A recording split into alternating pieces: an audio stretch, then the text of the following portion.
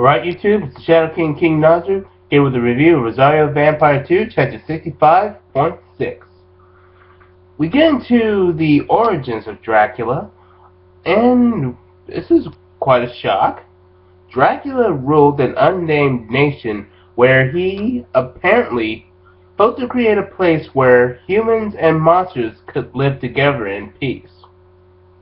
Unfortunately, though not unexpected, humans from other nations sought to exterminate monsters because they were, and I quote, enemies of God. Do not take my quotations to believe that I don't believe in God, because I do. I just know better that these monsters were not abominations in the eyes of God. So they wiped out pretty much all the monsters that lived in Dracula's nation, with the exception of Dracula, because he was the undying king, just like the same title he holds in Helsing. But he had lost his kingdom, and the only remaining survivor besides him is a young Akasha blood driver, Mocha's mom. And they travel together, with Dracula vowing to wipe out humanity in his revenge. And thus he changed his name from Dracula to Alucard. Even though we've been calling him Dracula most of the time because that's who he is. And we're not going to call him Alucard since, because there's pretty much no point. Excuse me. Scrune is frustrated with Dracula being able to keep regenerating faster than he can damage him. And Scrune fears that he'll run out of strength before Dracula does. And he tries to search for a weakness. But Dracula uses a tendril to impale Scrune. And then, seeing Mocha, Scrune remembers what Mocha, Gyokuro Shuzen, and Dracula said about the rosary, and he gets a hint of inspiration. And he then puts the rosary on Dracula's chest. Then we see that Mocha's mother's Akasha blood driver pops out of Dracula's chest. What? Oh, okay, that happened. And Akasha uses some of the monster parts that Dracula had inside him to recreate her own body, looking akin to a giant Christmas tree. I probably should not have said something like that. Anyway, Dracula believes he's lost too much strength from fighting everyone, and thus lost control of his body to Akasha. But he is somewhat glad to see her.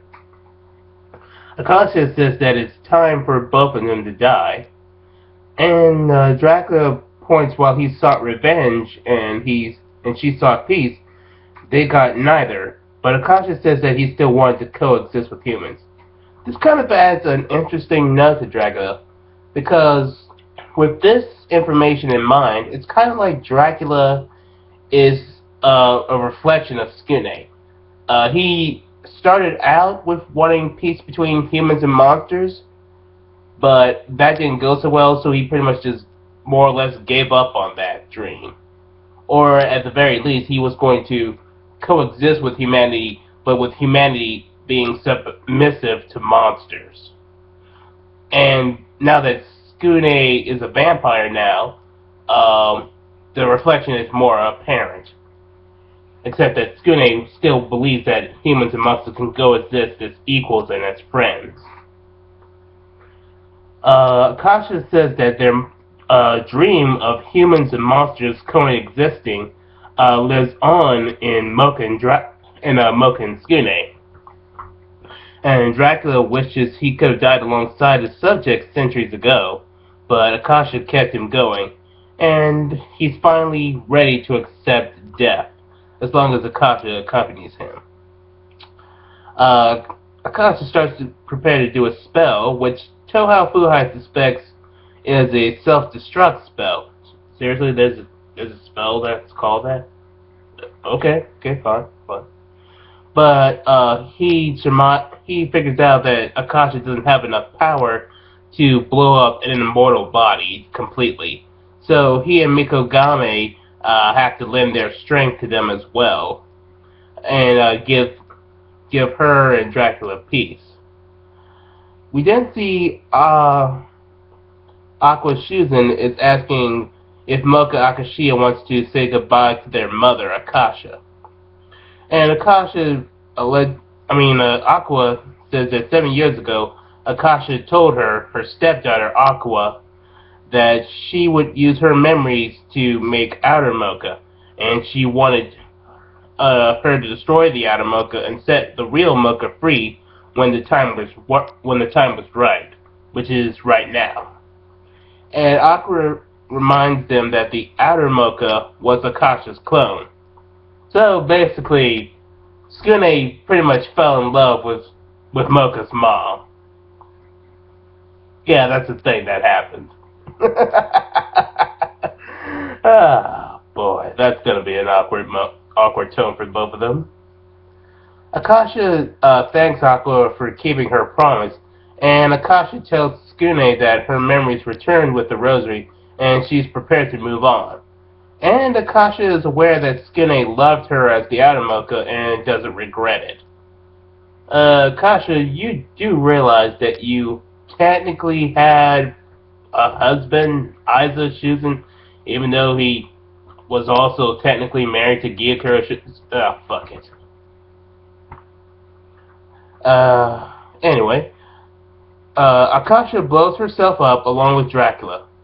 And all the humans witness the whole thing, including Skinny's family. Even though one of them, Skinny's cousin, was actually aware about this since the final chapters of Rosario Vampire Season 1. And with Dracula gone, the spawn of Dracula have been defeated by Yokai Academy and its allies. We then see that Kiria and Kuyo grab Hokuto and Kahlua, and it's said that they rebuild Fairy Tail with Kiria as the leader, who would oppose Skune and the newspaper club in the future. Though, seeing as this is the final chapters, we might not get a conclusion to that. Then again, Akihisa might do a Rosario Vampire 3. Who's to say? I'm not entirely sure if Hokuto is still alive, though. Definitely Kahlua. I'm pretty sure Kahlua is dead, though there might be a chance that they might do something with Kahlua and maybe she could come back to life. Who's to say? Then we go to see the bus driver is picking up Skinny, letting him know that now that monsters are confirmed to exist by humans, coexistence with them will be more difficult. Pretty much like the same thing with the X-Men and humans. Yeah. And he asks if he wants to back out of being in Yokai Academy. But Skinny goes forward.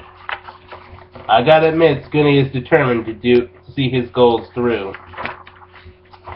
And it turns out that the bus driver says that Mikogami has named him his successor. Whether that means that Skune is going to be successor in leading monster and human coexistence, or is it going to be even further that Skune might take his place as headmaster of Yokai Academy? Let the theories roll.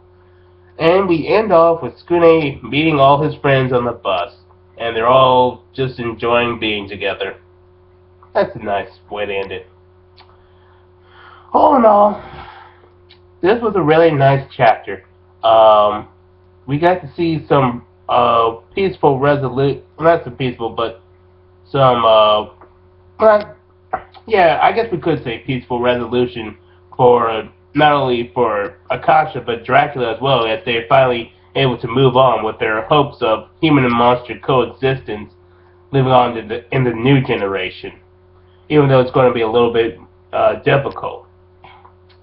And it was nice to see that everybody did their part to defeat Dracula.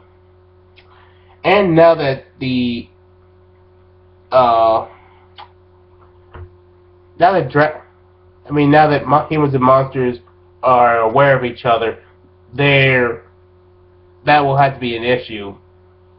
Though seeing how this is the final chapter, it's not going to be much so because, well, like I just said, it's pretty much the final it's pretty much the final chapter plus one epilogue. So I guess Akihisa was going for more like what Akira Toriyama did in the end of the Boo saga, like just leave what happens next in people's imaginations, which is not a bad route to go because we can just go on fanfics and just continue the story how the way we want it to go. Yeah. So all in all, good chapter. And since this is the finale, I can give my overall verdict on Rosario Vampires 1 and 2.